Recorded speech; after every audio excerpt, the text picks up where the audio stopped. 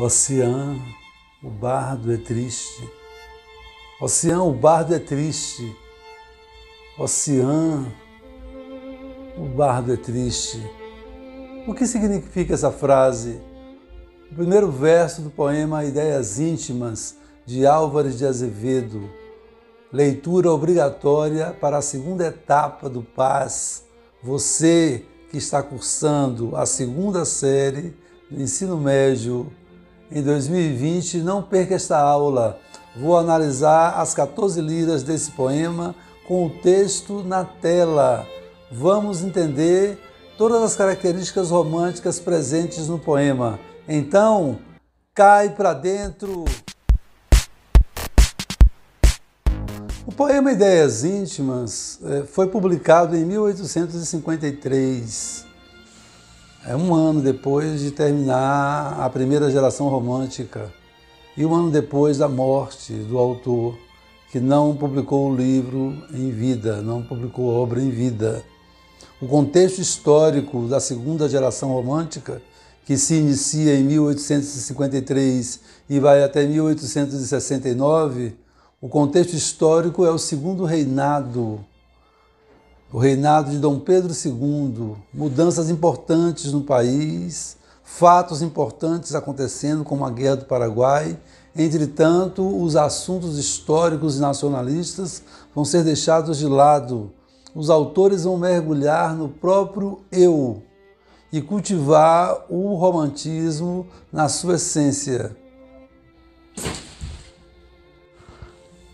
Sim, o romantismo surgiu na Alemanha e na Inglaterra e se espalhou pelo mundo. No Brasil teve 3 gerações românticas. A segunda geração foi de 1853 a 1869.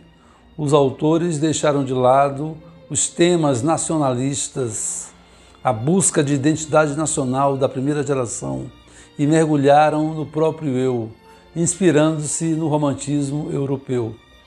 Álvares de Azevedo nasceu em São Paulo, na província, em 1831 e morreu no Império do Brasil em 1852, no Rio de Janeiro, aos 21 anos.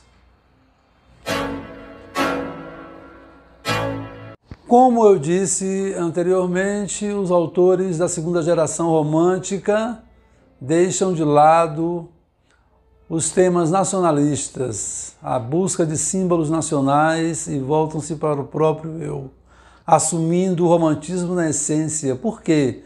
Porque o romântico substitui a ciência pelo sentimento.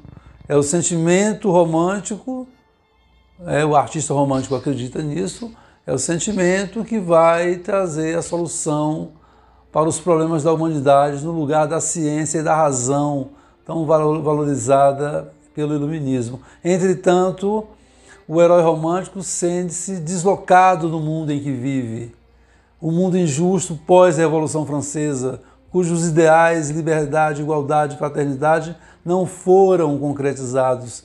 Então, nós vamos ter aí uma das características que é o spleen, ou tédio. Então, há um certo tédio em relação à vida, em relação à perspectiva de futuro. Outra característica que nós vamos ter é o byronismo. Os autores da segunda geração romântica, como vão assumir o romantismo na sua essência, vão se inspirar em autores estrangeiros. E o ícone máximo deles é o Lord Byron, o sexto Barão Byron, um poeta brilhante, festejado na Inglaterra pela sua poesia e criticado pelos seus excessos na vida, como relações amorosas com homens e mulheres, excesso de bebidas, uso de drogas. O Lord Byron tinha esse estilo de vida e os poetas românticos vão se inspirar nele. Atenção! Essa é uma característica predominante no poema Ideias Íntimas. Vamos analisar com o texto na tela. Outra característica presente é a mulher extremamente idealizada, que é uma retomada lá do trovadorismo, da Idade Média, lembrem-se. O romantismo cultiva a Idade Média em substituição à antiguidade clássica que era cultivada pelos Árcades. Essa mulher idealizada ao extremo e distante, quase intocável, vai gerar um certo platonismo, um amor que não se concretiza no plano físico. E daí resultará no medo de amar fisicamente. Então alguns poetas vão cultivar em suas obras o medo de amar fisicamente, na crença de que o amor se torna impuro. Outra característica que vai aparecer na segunda geração romântica, que é praticamente a temática principal do poema Ideias Íntimas, é a evasão, o escapismo, a fuga, que acontece ou na morte. O eu lírico deseja morrer para se livrar de todos os problemas, o herói romântico. Ou no passado, o eu lírico, o herói romântico, volta ao passado nas suas reminiscências, supondo ser um momento melhor, ou no espaço, que é o caso do eu lírico de Ideias Íntimas, que passeia pelo quarto, demonstrando a relação dele com os objetos. E é isso que nós vamos ver em Ideias Íntimas. Por fim, nós vamos ter como característica da segunda geração romântica, contraditoriamente ao platonismo, a mulher extremamente idealizada e intocável, teremos o sensualismo. Então, ao mesmo tempo que o eu lírico tem o desejo de amar fisicamente, ele tem medo de amar fisicamente. E ao ter esse desejo, ele expressa o sensualismo. Há um certo dualismo aí. Vamos falar do livro em que foi publicado o poema Ideias Íntimas. Quando o autor escreveu inicialmente, ele dividiu esse livro em duas partes, que ele chamou a parte Ariel e a parte Caliban. Ariel é um anjo bom da obra A Tempestade, de Shakespeare. E Caliban é um demônio disforme. São duas entidades míticas da obra de Shakespeare. É bom lembrar que Álvares de Azevedo gostava e foi influenciado muito por Shakespeare. Bom, Ideias Íntimas está na segunda parte. A parte Caliban é a parte que ele apresenta um tom pessimista. Nós vamos nos ater a essa parte. No segundo prefácio do livro, A Lira dos 20 Anos, ele avisa aos leitores que a partir de agora os leitores vão entrar numa atmosfera que ele chama da face Caliban, a análise da obra. Por questões didáticas, eu dividi o poema em três partes. A primeira parte vai da primeira estrofe até a quinta estrofe. Nessa parte, o eu lírico caminha pela casa, mostrando a relação dele com os objetos. E aí nós vamos ver lá na hora. A parte de 6 a 9 é o momento em que ele tem o devaneio com a mulher. E aí a gente vai ter a mulher idealizada, ora é real, ora ele não sabe se foi um sonho. É nessa parte que a gente vai ver o platonismo, o medo de amar fisicamente, o sensualismo. E a terceira parte, que vai de 10 a 14, ele se relaciona com dois objetos da casa, o leito e o candeeiro, personifica o candeeiro. Por fim, ele entra num culto do baronismo intenso no final, quando ele exalta a bebida, quando ele exalta o conhaque que ele está tomando, e diz que é ele que dá a inspiração, a divina inspiração. Então, não esqueçam que essa aula tem duas partes. Essa é a parte 1. E eu só vou analisar até a lira 5. Na segunda parte, eu já começo analisando a partir da lira 6, com o texto na tela. Fiquem atentos agora.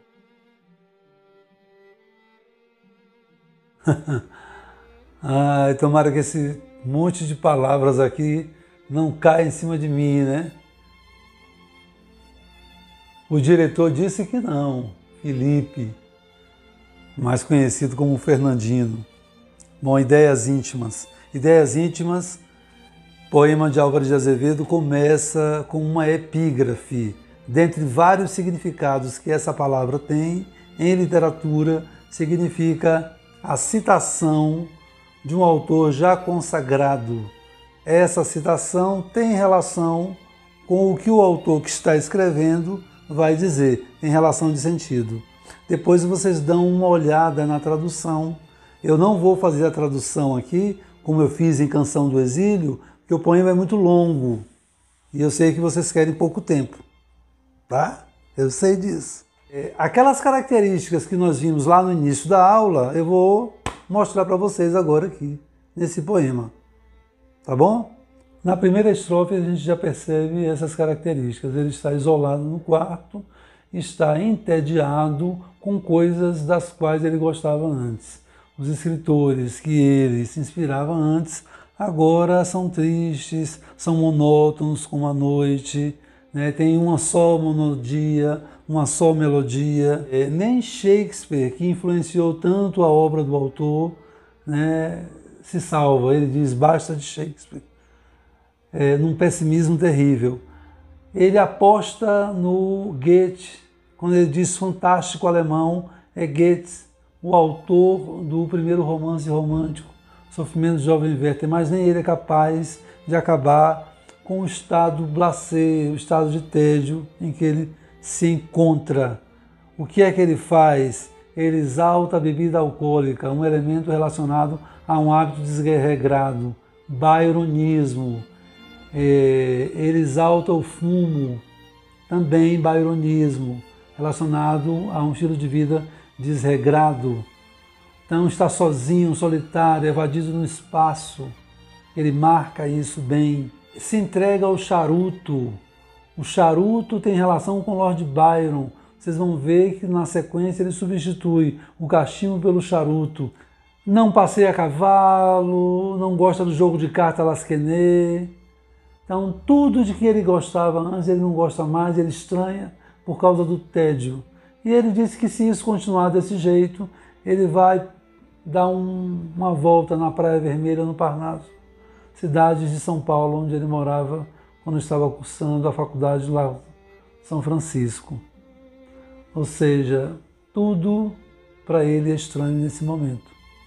Bom, para terminar aqui, a primeira frase, que pode ser uma grande interrogação, acredito, para alguns.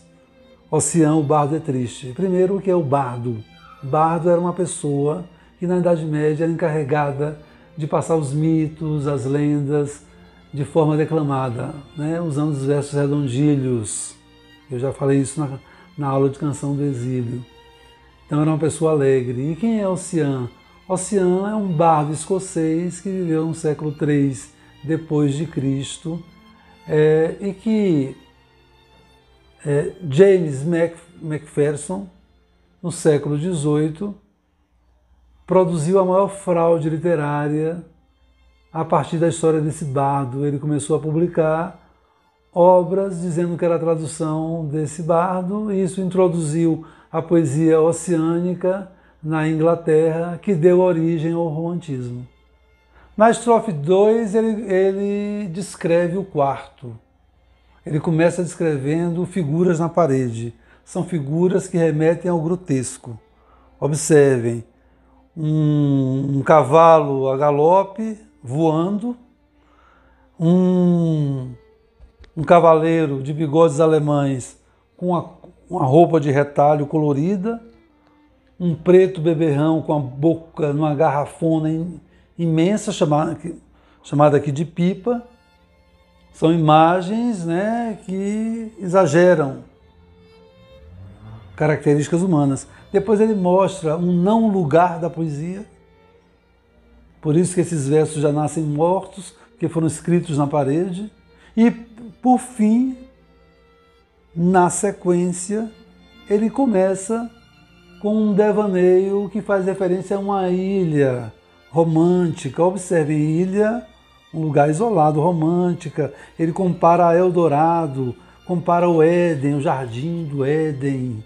Tudo isso ele diz que aparece na parede, descrevendo o quarto. Ou seja, sempre de forma subjetiva. Ele sai do grotesco e vai para o sublime, que é essa ilha. Volta ao grotesco quando ele descreve um vendilhão, um vendedor ambulante, metido num túnel, com um narigão vermelho e a barrigona, dizendo que isso é uma caricatura de um brincalhão, uma figura grotesca também exagerada. Ele saiu do sublime, que foi a ilha, e foi para o grotesco. Logo em seguida ele continua descrevendo o quarto. Então ele mostra que na cômoda tem um copo onde ele começou a beber o conhaque, aqui ó, encetado, já provado, e a narcótica garrafa negreja. Essa referência à bebida alcoólica relaciona-se com hábitos desregrados, byronismo, que aparece aqui. Então observe que o byronismo e a evasão do espaço, eles predominam em quase todo o poema, sem falar no subjetivismo, que você não sabe se é sonho, se é realidade. Logo em seguida ele exalta a bebida, ele diz que o licor nectariza os nervos, olha o byronismo, e continua fazendo referência ao cigarro e ao cachimbo. Depois ele descreve livros que estão em cima da mesa, fazendo referência a autores do romantismo, e no final, nos 3 últimos versos, ele diz, chama a atenção para o cuidado que o romantismo deve ter para não estar na mesmice, né? Para que não sucumba aos clássicos. Na estrofe 3, ele descreve a desordem que o quarto se encontra, ou seja, é como se fosse a extensão do próprio eu. Do mesmo jeito que ele encontra desordem, que ele não consegue se identificar com os objetos, a sala também está com teia de aranha, a estante está toda poeirenta, as cadeiras se confundem, aí ele faz referência a um livro, então tem livro espalhado pela casa toda, um Faust, né, de Goethe, que ele está lendo, marcado, faz outra referência a outro livro, Alfredo de Musset, que ele está lendo, tudo de perna para o ar, como ele diz aqui, ó, meu mundo em caos, espera um Fiat, ou seja, espera uma criação. Na estrofe 4, ele continua descrevendo o quarto. Antes ele falou da sala bagunçada, agora ele fala de 3 retratos na parede. O primeiro retrato é de Victor Hugo, autor francês, que influenciou também a segunda geração romântica. E ele tem um certo tom irônico com Victor Hugo. Ele cita personagens adúlteros que Victor Hugo criou, inclusive explicita isso nos 3 últimos versos, mas ao mesmo tempo dizendo que Victor Hugo é o poeta de Deus e amores puros. Então ele tem um tom irônico aí nessa 4ª estrofe. Agora nós vamos para a lira 5. Ele falou na lira 4 que ele tinha 3 retratos, citou Victor Hugo, né? Na lira 5 ele cita os outros 2 retratos. O primeiro retrato é Lamennais, um poeta romântico, um bardo, padre. O romantismo também foi uma doutrina filosófica, e um bardo que defendeu a democracia e lutou pelas multidões, pelas turbas. Diz que apesar de ter uma alma de fogo, ou seja, fogo aqui seria o Espírito Santo, ele vive na mundana argila, nesse mundo aí. O segundo, ele ainda diz o seguinte também, que a George Sand morreu de amores por ele, dizem. A George Sand foi uma autora que assumiu o pseudônimo masculino para ser aceita durante essa época. O segundo personagem que tem o retrato na parede é o Napoleão Bonaparte II, que venceu as batalhas de Wagram e Marengo contra os austríacos e que galgou um lugar igual aos dos Césares, aos grandes imperadores. Aí ele diz assim, a história dele, ele diz, resta um crânio nas urnas do estrangeiro. Há pessimismo aí, porque ele diz que o Napoleão Bonaparte, que venceu as batalhas e se comparou aos grandes imperadores, foi predestinado à glória. E aí ele pergunta, né, o que resta dele? Só um crânio e resta apenas chorar. Ou seja, o nosso destino é a morte, por mais que façamos. E isso é pessimismo em relação à perspectiva de vida.